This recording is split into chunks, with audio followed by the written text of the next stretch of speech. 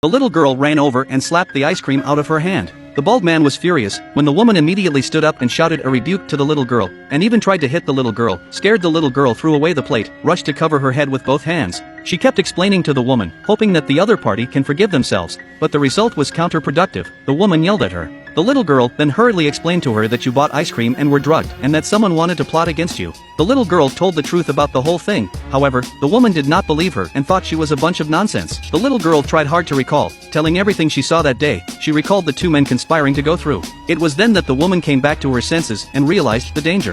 It turns out that not long ago, the woman and the bald man had a conflict. The bald man threatened to retaliate against her. However, the woman did not take it to heart. At the same time, the little girl continued to talk about the whole thing. Bald man pieces of things fell out and rushed away. At this point, the more the woman thought about, the more scared. She was full of guilt. To the little girl apologized, said she picked up the satchel to hold up her daughter, helped the little girl pick up the bread on the ground, and then several people rushed to leave this place of right and wrong. A few minutes later, the little girl sat in the woman's car and told her the location of her home, and soon after they came to the little girl's home downstairs. When they pushed open the door, of the moment froze, found a little girl sitting in a wheelchair. The woman asked the little girl what the situation was, and the little girl brought up a sad past. It turns out that not long ago, the mother ruthlessly left the two sisters alone away from them, leaving the two sisters to fend for themselves. The little girl cried out to stay her mother, but her mother complained and left her two daughters alone. Looking at her mother's departure, the little girl cried very sadly, but in order to survive, she had to help people sell bread to maintain life. It turns out that the little girl's life is so pathetic. The woman sympathized with the little girl's experience and expressed the hope that she could do something about it.